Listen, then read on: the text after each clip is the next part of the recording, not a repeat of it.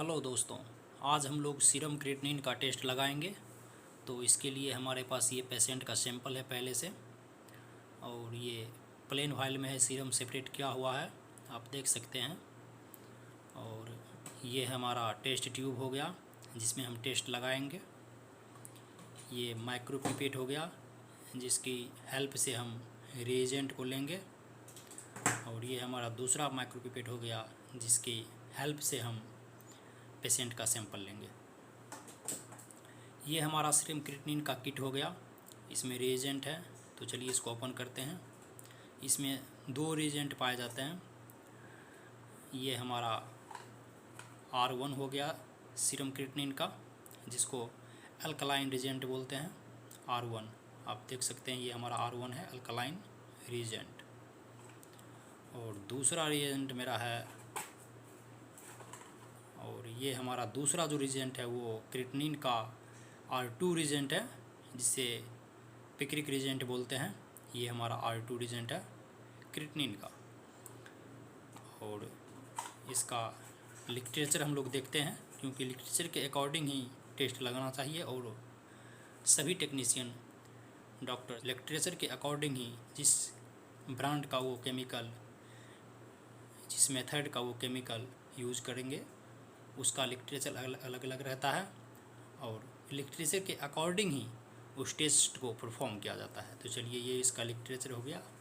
Literature को हम open करते हैं, और यहाँ पे आप लोग देखें हैं कि यहाँ पे लिखा हुआ है सैंपल या standard 100 microlitre, working reagent 1000 microlitre. Working reagent हम लोग बोलते किसको हैं?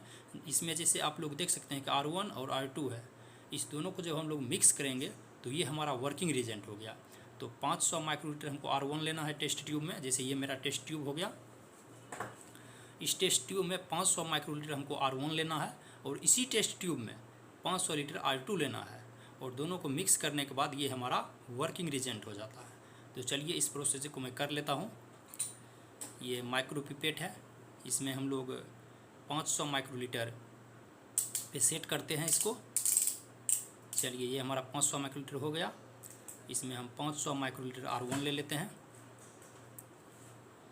और 500 माइक्रोलीटर लेंगे हम R2। और पिपेटिंग करते समय आप लोग को ये खास बात का ध्यान रखना होगा कि इसमें एयर बबल नहीं आना चाहिए। जैसे ये देख रहे हैं एकदम क्लीन है, ऐसे आपका एकदम पिपेटिंग एकदम क्लियर होना चाहिए। जितना क्लियर आपका पिपेटिंग होगा उतनी ही गजब आपका रिजल्ट होगा। तो चलिए, मैं इस टेस्ट ट्यूब में इसको R1 को डाल दिया हूँ, और इसको मैं क्लोज कर देता हूँ बंद, R2 को। और इसको मैं किट में रख देता हूँ, किट बॉक्स में।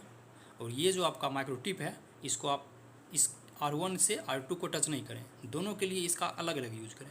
ये R1 का था तो हम R1 में इसको रख दिए, और R2 वाले को हम माइक्रो टिप में लगाएंगे। ये हमारा 500 ही रहेगा, क्योंकि 500 R1 और 500 R2 देने के बाद 1000 पूरेगा। 1000 माइक्रोलीटर यहाँ पे बोल रहा है वर्किंग रिएजेंट देने के लिए। तो 500 हमने R1 दे दिया है, और 500 देंगे R2। तो चलिए, मैं 500 माइक्रोलीटर R2 ले लेता हूँ। ये हमारा 500 है ही, R2 मैं 500 ले लेता हूँ। और मैं इसको ओपन किया, और R2 में 500 ले लिया।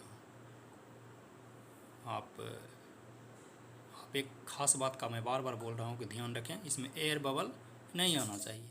जैसे आप देख सकते हैं, ये मेरा नीचे में थोड़ा सा खाली रह गया है, तो ये केमिकल का रेशियो जो है वो घट सकता है। इसलिए हम इसको फिर से रिमूव करके इसको फुल लेंथ फाइनल फिर से लेते हैं। तो ये मेरा पिपेटिंग एकदम सही तरीके से हो गया है। और चलिए, मैं इसको इसमें डाल देता हूँ। तो चलिए, मैं इसमें दे दिया 500 माइक्रोलीटर। ये हमारा हो गया वर्किंग रिएजेंट। इसको मैं R2 को भी बंद करता हूँ, इसको क्लोज करके किट बॉक्स में डाल दिया हूँ। ये हमारा वर्किंग रिएजेंट तैयार हो गया। हमने वर्किंग रिएजेंट ले लिया 100 माइक्रोलीटर, 500 R1 500 R2 दोनों मिला के 1000 वर्किंग रिएजेंट मेरा हो गया, 1000 माइक्रोलीटर। अब हमको लेना है सैंपल 100 माइक्रोलीटर। तो मैं 100 माइक्रोलीटर सैंपल पेशेंट का सैंपल ले लेता हूँ और सैंपल में हमको यूज़ करना है सीरम। तो मैं माइक्रोपिपेट को 100 पे सेट करता हूँ। 100 पे मेरा माइक्रोपिपेट ये सेट हो गया और इसमें हम माइक्रोटिप लगाएंगे। तो चलिए ये मेरा माइक्रोटिप है, हम इसको इसमें लगा लिए और ये पेशेंट का सैंपल है। इसमें से हमको लेना है 100 माइक्रोलीटर पेशेंट का सैंपल लेना है। तो ये 100 माइक्रोलीटर मेरा पेशेंट का सैंपल हो गया। इसको मैं वर्किंग रिएजेंट में डालता हूँ। तो चलिए ये वर्किंग रिएजेंट में हमने डाल दिया और इसका सीरम क्रिएटिनिन का जो हम लोग टेस्ट करते हैं जाफे मोडिफाइड मेथड के द्वारा, इसमें इसका जो इंट्यूबेशन पीरियड होता है ये लिटरेचर में लिखा हुआ है 20 सेकेंड। तो जैसे हम इसमें डालें और तुरंत हम इसको अब मशीन पे, बायोकेमिस्ट्री मशीन पे रीडिंग ले लेंगे, क्योंकि 20 सेकेंड जाने में कोई टाइम नहीं लगता है। तो चलिए हम इसका रीडिंग ले लेते हैं। तो चलिए आ गए हम अपने बायोकेमिस्ट्री मशीन पे और इसको ऑन करते हैं। यहाँ से पीछे इसका स्विच बटन रहता है, पावर बटन, इससे हम इसको ऑन करते हैं और ये हमारा ऑन हो रहा है। ये मेरा ऑन हो गया और इसको यहाँ से बहुत सारे ऑप्शन मिल जाते हैं। यहाँ से हम लोग इसको टेस्ट वाले को सिलेक्ट करेंगे। तो चलिए मैं टेस्ट वाले को यहाँ से सेलेक्ट करता हूँ और सीरम क्रिएटिनिन पे हम लोग जाएंगे। यहाँ पे सीरम क्रिएटिनिन दिख रहा होगा आप लोग को। ये सीरम क्रिएटिनिन का ऑप्शन है, हम इसमें सेलेक्ट करेंगे इसको और ये मेरा सेलेक्ट हो रहा है। ये जैसे सेलेक्ट हुआ वाटर ब्लैंक मांग रहा है। तो वाटर ब्लैंक देने से पहले हम लोग इसको वाटर से वॉश करते हैं। तो चलिए ये वाटर हो गया मेरा डिस्टिल वाटर, इससे हम इसको पहले वॉश कर लेंगे।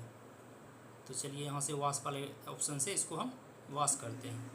ये मेरा वॉश हो रहा है। जैसे वॉश होगा एक अलार्म बजेगा, ये अलार्म बज गया, इसको मैं हटा लेता हूँ। अब हमको इसको वाटर ब्लैंक देना है, क्योंकि यहाँ ये वाटर ब्लैंक मांग रहा है। तो चलिए मैं इसको वाटर ब्लैंक देता हूँ। वाटर ब्लैंक देने के लिए हम जैसे वाटर लगाएंगे यहाँ पे डिस्टिल वाटर, तो यहाँ बगल में साइड में इसका एक स्विच रहता है जिससे हम इसको सैंपल या वाटर को रिस्पिरेट कराएंगे। तो चलिए मैं वाटर इसको रिस्पिरेट करा रहा हूँ। ये मेरा ले रहा है, ये वाटर ब्लैंक ले लिया और इसमें टाइमिंग शो होगा। जैसे टाइमिंग शो होगा हम इसको हटा लेंगे। इसमें कुछ सेकेंड का टाइम रहता है। जैसे ये पूर्ण हो तो चलिए इसको हम ऑन यस करते हैं। वाटर ब्लैंक जैसे हम पिलाए तो ये चल गया स्टैंडर्ड पे। स्टैंडर्ड हम लोग अभी नहीं पिलाएंगे इसको हम लोग डायरेक्ट ले जाते हैं सैंपल पे। तो यहाँ सैंपल का ऑप्शन दिख रहा होगा, हम इसको सैंपल पे ले जाते हैं। ये हमारा सैंपल पे आ गया। जैसे ये सैंपल पे आ गया तो हमको इसमें ऑब्जर्वेंस दिख जाएगा। पेशेंट का जो सैंपल का जो रिजल्ट होगा वो दिख जाएगा। ये सैंपल आईडी हम इसमें फिल कर सकते हैं। ये हमारा यूनिट आईडी है। तो चलिए हम इसमें ये सब अभी नहीं करते हैं, कुछ डायरेक्ट पेशेंट का सैंपल पिलाते हैं। तो ये हमारा जो सैंपल है पेशेंट का, वर्किंग रिएजेंट 1000 माइक्रोलीटर और पेशेंट का सीरम 100 माइक्रोलीटर जो हमने आपके सामने भी दिया था। तो चलिए मैं इसको रेस्पिरेट करवाता हूँ यहाँ से। तो चलिए मैं इसमें पेशेंट का सैंपल रेस्पिरेट में दे दिए। ये हमारा रेस्पिरेट हो रहा है और जैसे यहाँ पे टाइमिंग से होगा हम इसको हटा लेंगे। ये मेरा टाइमिंग शो हो गया, मैं इसको हटा लिया हूँ। ऐसे टाइम ख़त्म होगा यहाँ पे इसका रिजल्ट शो हो जाएगा।